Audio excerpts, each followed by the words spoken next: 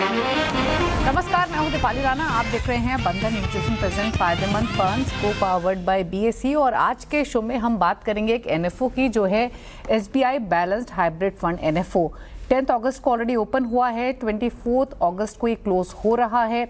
यहाँ आपको equity related investments, debt investments में एक्सपोजर मिलेगा और मिनिमम एप्लीकेशन 5,000 रुपीज़ की रहेगी। लेकिन सबसे बड़ा सवाल ये है कि करंट मार्केट में इस तरीके के फंड की रेलेवेंस कितनी है, और मोस्ट इंपॉर्टेंट कि किस तरीके से अप्रोच यहाँ पर रहेगी, किस तरीके से बैलेंस क्रिएट किया जाएगा, और मोस्ट इंपॉर्टेंट अलग अलग मार्केट साइकिल्स में इस तरीके के फंड किस तरीके से नेविगेट कर सकते हैं। इस सब को समझने की कोशिश करेंगे। हमारे साथ मिस्टर तन्मय देसाई मौजूद हैं, जो कि फंड मैनेजर हैं एसबीआई म्यूचुअल फंड से।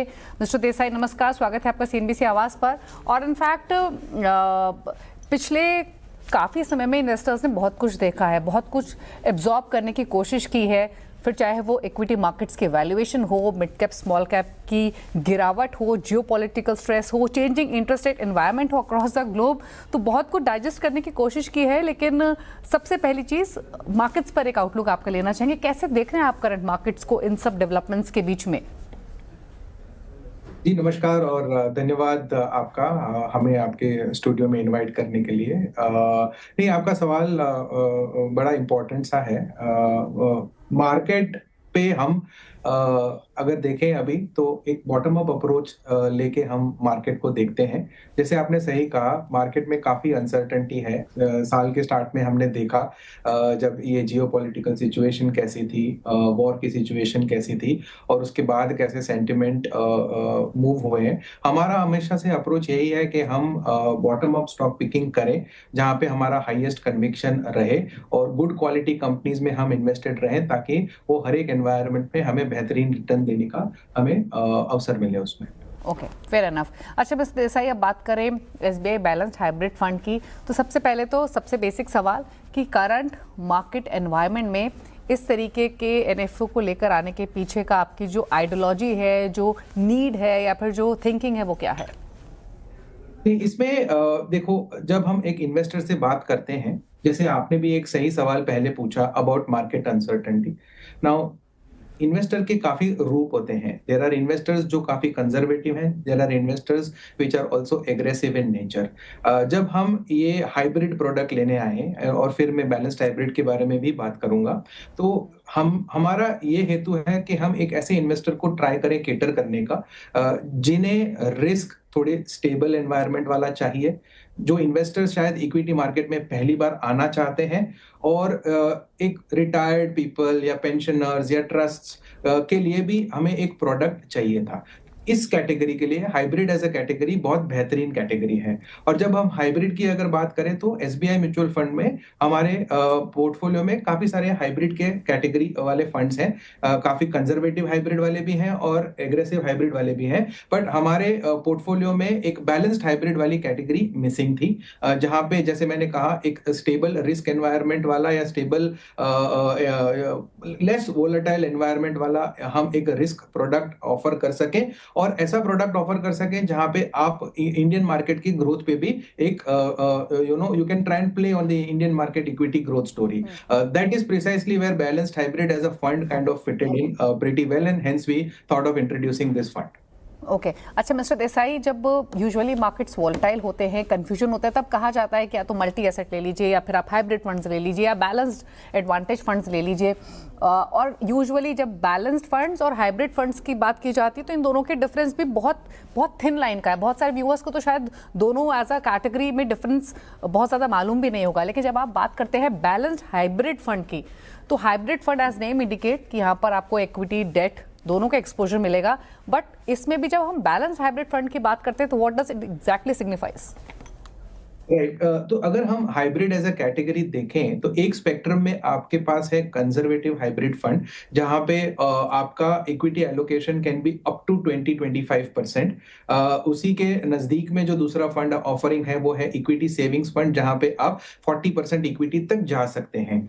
अगर हम दूसरे स्पेक्ट्रम के बारे में बात करें, देन हमारे पास है एग्रेसिव हाइब्रिड फंड, जहां पे आप इक्विटी एलोकेशन 80% तक ले सकते हैं। और जैसे आप पूछ रहे थे, we also have offerings like the multi asset allocation fund, जहां पे तीन कैटेगरी में आप इन्वेस्ट कर सकते हैं, इक्विटी, डेट और कमोडिटी। और द मोस्ट एग्रेसिव और द मोस्ट रिस्क प्रोफाइल वाला जो फंड है वो हमारा बैलेंस्ड एडवांटेज फंड होगा, जहां पे हम depending upon the market situation 100% equity तक भी हम इन्वेस्ट कर सकते हैं। बैलेंस्ड हाइब्रिड एक ऐसा कैटेगरी है जो एग्जैक्टली इन दोनों के बीच में बैठता है। इक्विटी और डेट का जो एलोकेशन है विल रेंज बिटवीन 40 to 60%। इसका मतलब यह है कि आप मिनिमम 40% दोनों क्लास ऑफ दोनों इक्विटी और डेट में आप इन्वेस्ट करेंगे, and depending upon market situation हम अप टू 60% इस कैटेगरी में डाल सकते हैं। इसका एक ये फायदा है दैट आपका जो रिस्क है वो प्री डिफाइंड रहेगा, क्योंकि आपका मिनिमम 40% डेट में जाता है। But at the same time जो पहली बार इक्विटी इन्वेस्टर मार्केट में आते हैं, जिनको इक्विटी का एक्सपोजर चाहिए, उन्हें हम एनीवेयर बिटवीन 40 to 60% का इक्विटी एक्सपोजर ऑफर करके उन्हें ये रिटर्न दे सकते हैं। ओके, तो यानी यहाँ पर 40 to 60% जो रेशियो आपने बताया मिस्टर देसाई, वो फंड मैनेजर के विल पे वेरी करेगा कि वो कितना परसेंटेज एलोकेशन इस विंडो में इक्विटी में रखना चाहते हैं या डेट में रखना चाहते हैं। There could be a certain point जहाँ पर एक्सपोजर शायद डेट में ज़्यादा हो और इक्विटी में कम हो, depending on market condition cycles.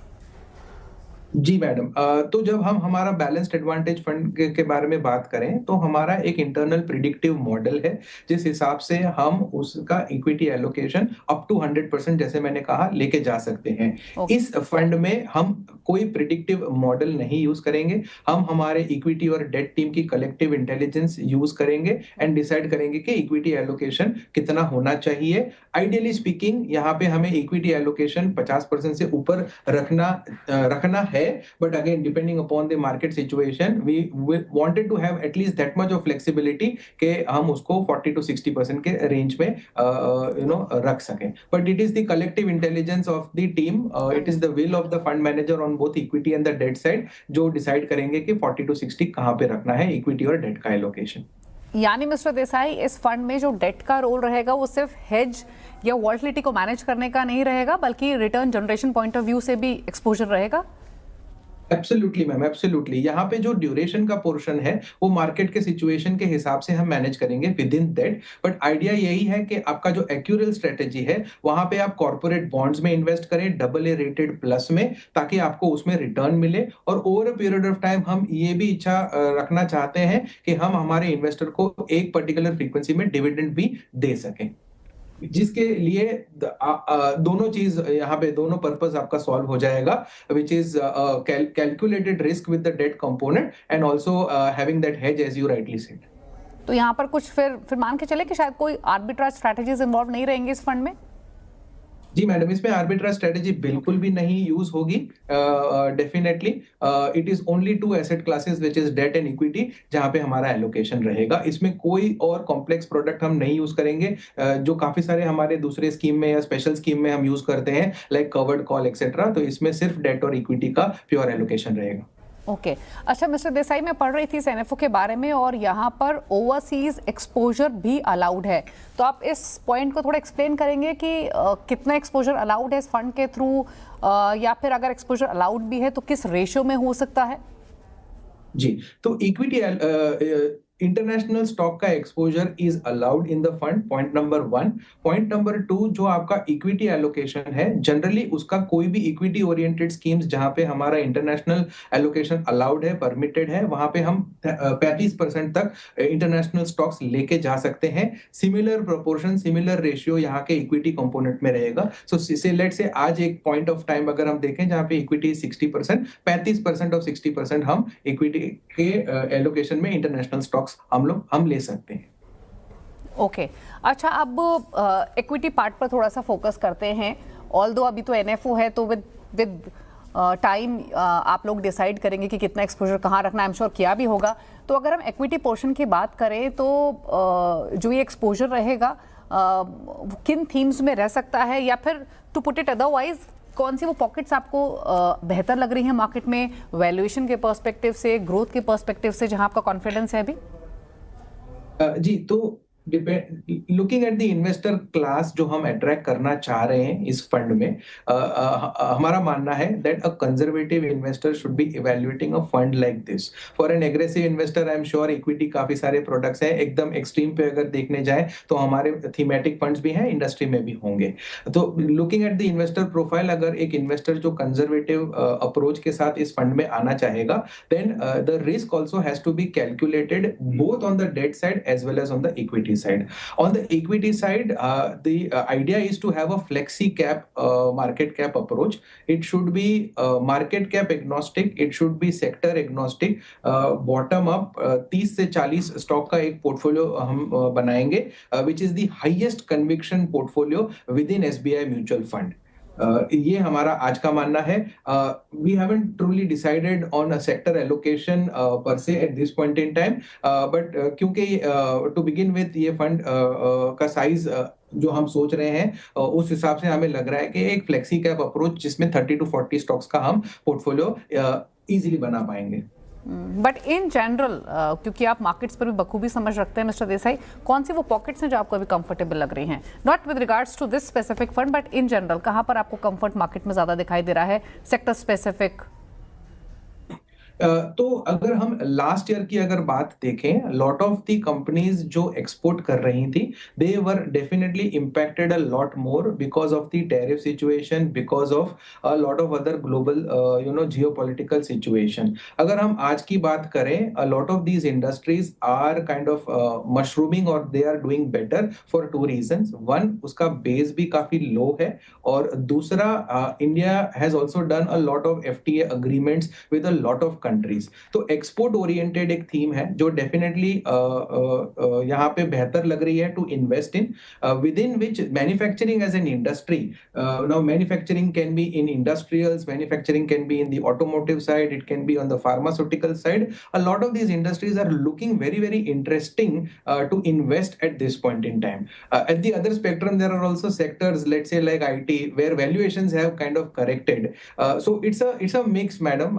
There is no straight answer to it. जो अच्छे लग रहे हैं सेक्टर्स, वहां पे वैल्यूएशन थोड़ा अनकंफर्टेबल भी है, और जहां पे आपका एकदम क्लियर ओपिनियन नहीं बन रहा, वहां पे वैल्यूएशन थोड़ा सा कंफर्टेबल भी है। तो इसीलिए मैं कह रहा था कि we will have to be bottom up in terms of the stock picking. There is no particular sector as such that I would want to highlight other than the theme which I mentioned, which is on exports and manufacturing, जहां पे positive view बन रहा है।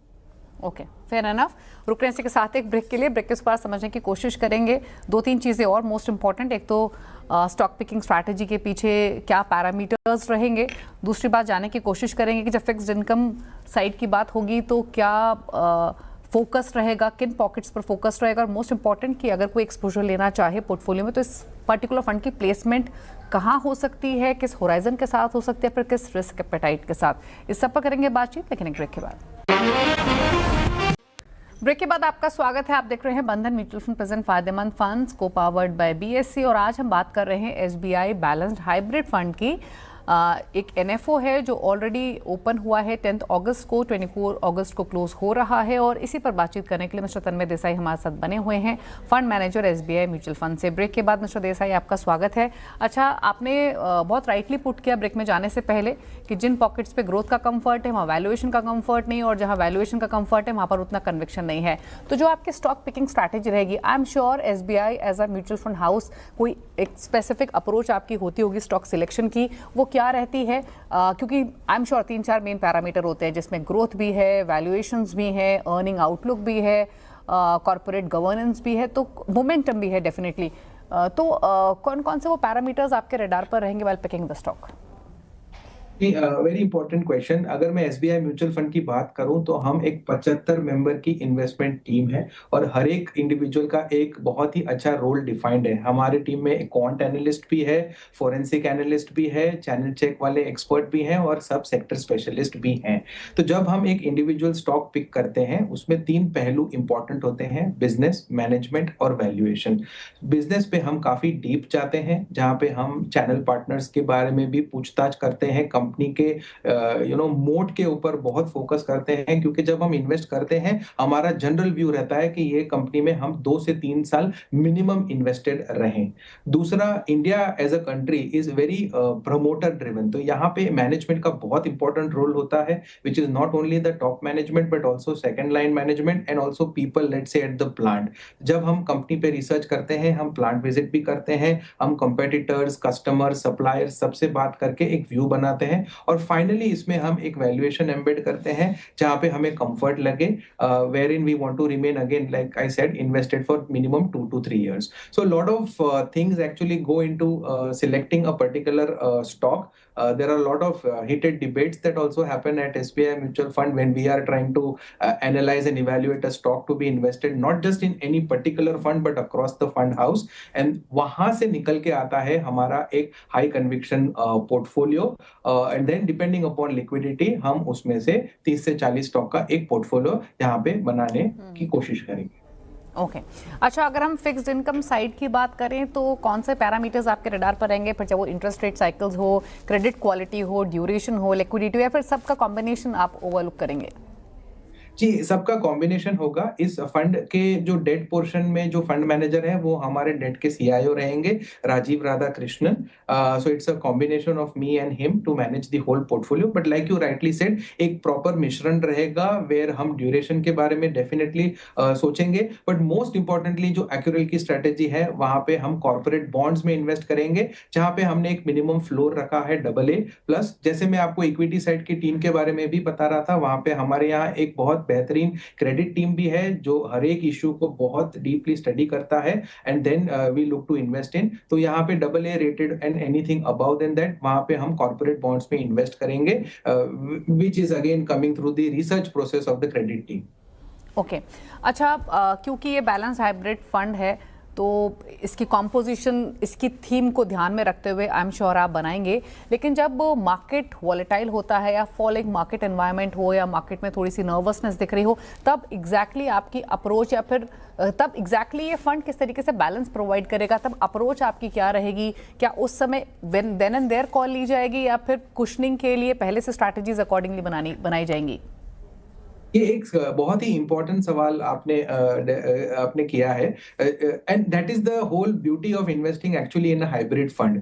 जब हमने एक study करा, 20 से 25 साल का डेटा देखा, तो जो कोरिलेशन है डेट और इक्विटी मार्केट्स में वो तकरीबन 20% का है। इसका मतलब है कि डेट और इक्विटी मार्केट्स में बहुत स्ट्रॉन्ग कोरिलेशन नहीं है, विच मींस जब इक्विटी अच्छा करता है शायद डेट इतना अच्छा नहीं करेगा, and vice versa is also true. जब इक्विटी मार्केट्स में वोलेटिलिटी ज्यादा है या कंसर्न ज्यादा है, whether it is on valuation और any other parameter, then debt is going to be a safe place to kind of remain invested in. So that is the beauty of investing in a hybrid fund. और SBI balanced hybrid की अगर मैं बात करूं, यहाँ पे the balance is even more precise because at least 40% is invested in both of them. आपका specific question है whether it will be dynamically managed. Definitely it will, or it has to be dynamically managed. But again, keeping in mind that India is a growth story, and we would like to focus on companies जहाँ पे growth भी है, जहाँ पे quality orientation भी अच्छा है, ताकि वो 40 से 60% जो equity वाला allocation है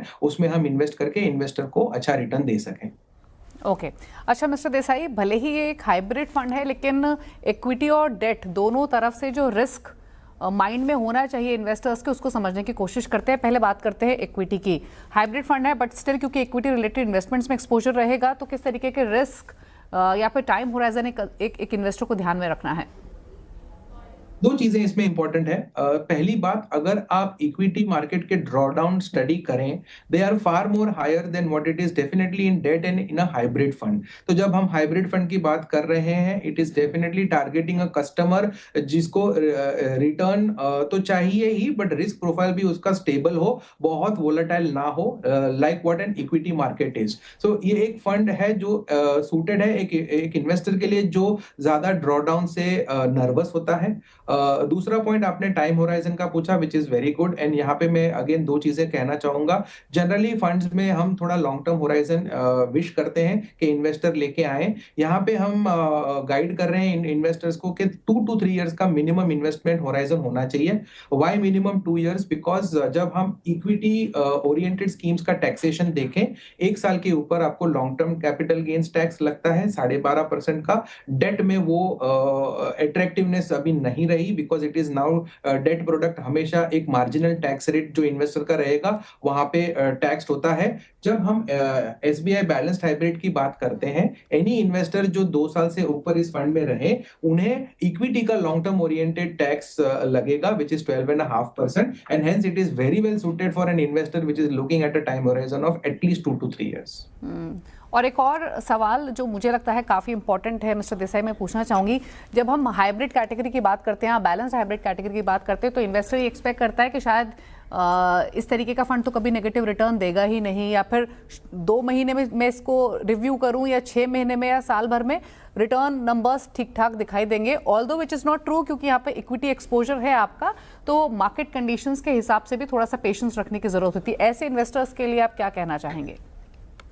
देखिए, इसमें patience is definitely important. This is a fund which is targeted for an investor which requires to have patience at the end of the day. मतलब हो सकता है उसे पैसे की कुछ जरूरत हो सकता है उसे अपना रिस्क ज्यादा नहीं रखना हो, बट वो भी एक ऐसा इन्वेस्टर है जो देख रहा है that over a period of time debt market में जो रिटर्न्स हैं दे हैव ओनली फॉलन, और जो टैक्स का मैंने आपको एंगल बताया वहां पे डेट ओरिएंटेड स्कीम्स का अट्रैक्टिवनेस और भी कम हो गया है। यहाँ पे वही ब्यूटी है कि अगर आप 2 साल से ज्यादा इन्वेस्टेड रहते हैं, आपको इक्विटी का टैक्सेशन मिल रहा है और आपको 40 to 60% का एलोकेशन टुवर्ड्स इक्विटी भी काइंड ऑफ मिल रहा है। So the simple advice to an investor is to kind of look at it from a 2 to 3 year minimum kind of a time horizon and try to see इसमें overnight कोई gratification नहीं होगा। जैसे काफी बार क्या होता है कि हम थीमेटिक एक फंड लेके आते हैं क्योंकि हमें शायद एक थीम अच्छी लग रही है and we want investors to participate in that theme. हम वहां पे एडवाइस करते हैं कि कोई भी थीमेटिक स्कीम में आपका अगर 100 रुपए का एलोकेशन हो तो 5 से 20 रुपए का एलोकेशन आप थीमेटिक पे डाल सकते हैं। This definitely is not the case. ये एक core asset allocation type of portfolio रहेगा फॉर समबडी जो शायद बहुत इक्विटी मार्केट को समझता नहीं है, बट उसको इक्विटी मार्केट का रिटर्न चाहिए, उसके लिए ये एक बहुत ही बेहतरीन प्रोडक्ट है। बिल्कुल।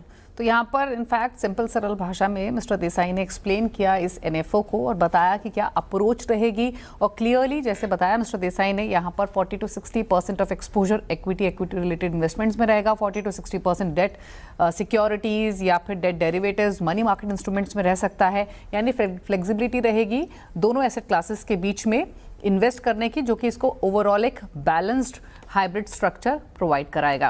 Well, thank you mister Desai आने के लिए शो में और इस फंड के बारे में, इस एनएफओ के बारे में हमारे व्यूअर्स को तमाम डिटेल्स शेयर करने के लिए। तो ये एनएफओ ऑलरेडी ओपन है, अपने व्यूअर्स को बता दें 24 अगस्त को ओपन होगा, मिनिमम इन्वेस्टमेंट 5000 के आसपास की रहेगी। इसी के साथ इस शो में तो इतना ही। ब्रेकफास्ट पर भी खबरें जारी है CNBC आवाज़ पर। नमस्कार।